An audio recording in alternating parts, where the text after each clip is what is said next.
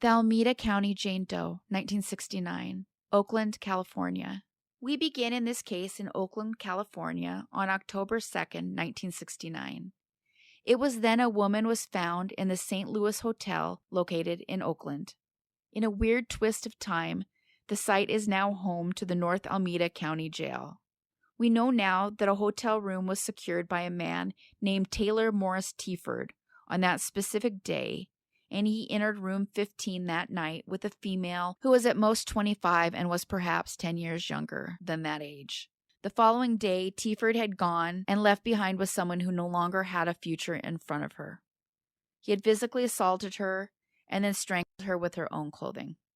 According to one article, there was a news report in 1971 that our Jane Doe was a sex worker and stated that her life was taken by someone dubbed the crew cut killer.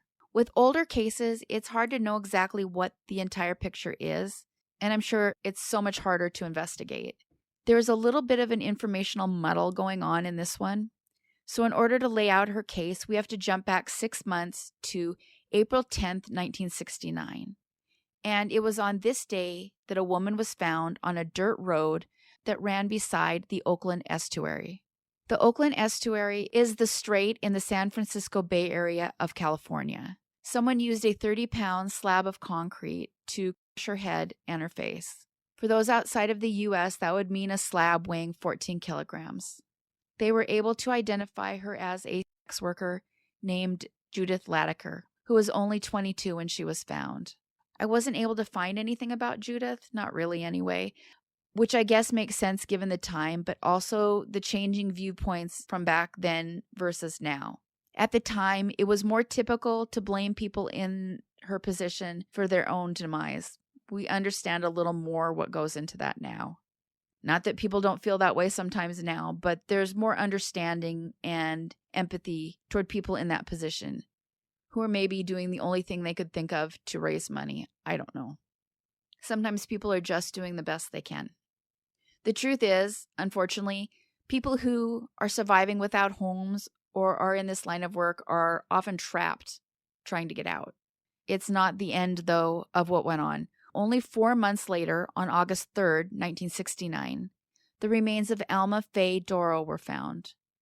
And in this case, Alma was 27 in 1969. It was a very similar situation, and she was found at the Berkeley Aquatic Park. Someone had beaten and stabbed her to death. There's no proof about why she was there with the person who took her life, but she'd been arrested before for being in the same line of work as the other gal, so it was after these two women that they dubbed the suspected assailant the name crew cut killer. Well, they had no idea who did this. There was obviously a lot of concern going on tying the two cases together. I wish I could give images and respect what happened to the women, but I found nothing. However, I always like to give ages people would be if they'd lived, because it humanizes them more and it shows just how much time has passed. Alma Faye Dorough would be 82 today. Judith Laker would be 77. That was taken from both of them. It was shortly after this, on October 2nd, 1969, when an even younger woman was found, and this was our Jane Doe, in the hotel in Oakland, California. They would identify one suspect in all three cases, a man named Taylor Morris Teaford, who was believed to go by the name of Melvin Teaford. Teaford was of Native American descent, and he hailed from North Fork, California. The weird thing about this is it's often said there's no idea if he is the crew cut killer. There is one more confirmed case, and this one's a bit different. This one involved family, and it was so awful, it perhaps set off his rampage and put him in front of the police, and it predates the previous cases by several years. On the night of July 18th, 1967, a middle-aged man named Charles Culpepper was out driving with his mother along the road in North Fork, California, when a woman came running out and flagged them down. She frantically told them that her brother was trying to take her life. The 26-year-old woman was named Sherry McIntosh. Started firing when Charles got out of his vehicle to help the woman. One round hit Charles, but he still managed to get Sherry to safety, saving her life.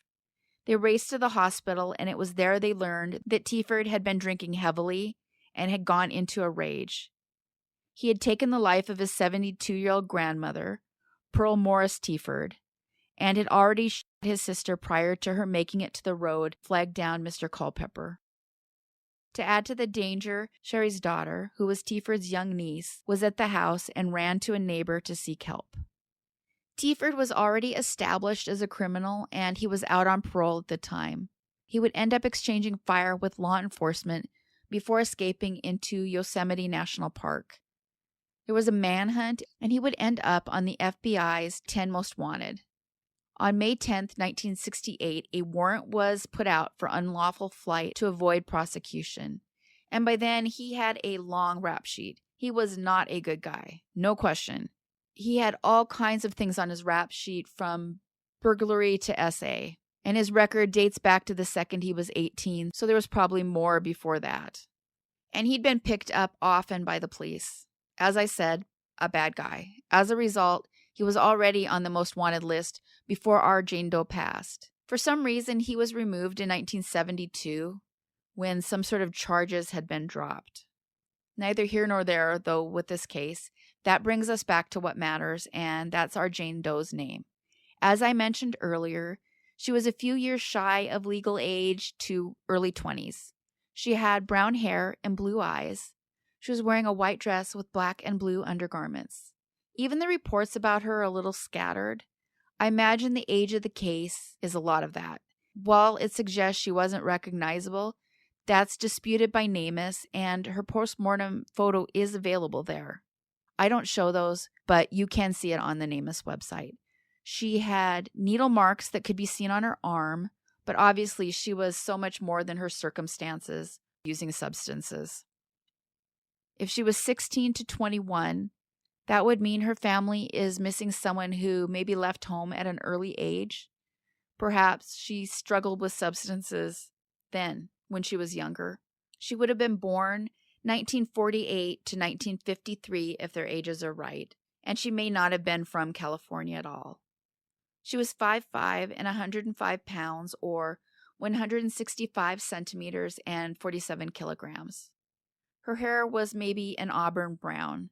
One article suggests the needle scars covered a lot of her right forearm, and that makes me wonder if she wasn't left-handed.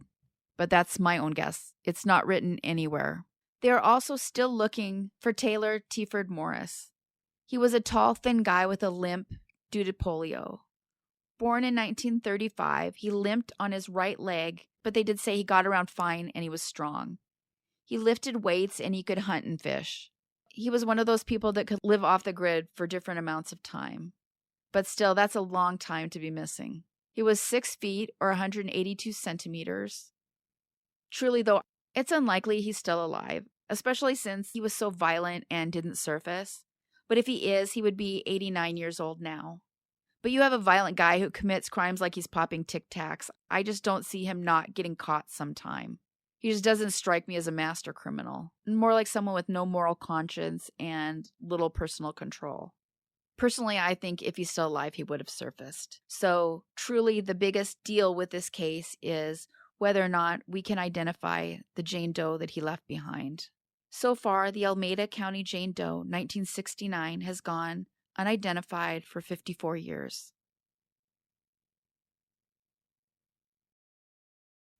Huge thanks for watching all the way to the end, and a big thanks to all of you who consistently like and comment on the videos. Whether you leave a full comment or an emoji, it makes a huge difference. The whole dance with YouTube is hard sometimes. I gain only about 350 subs a month. So if you consistently watch my videos, maybe take a moment to subscribe. It's a huge push toward the videos being suggested to new people. The next goal is 20,000. Thanks everyone for watching. Take care of yourselves and each other.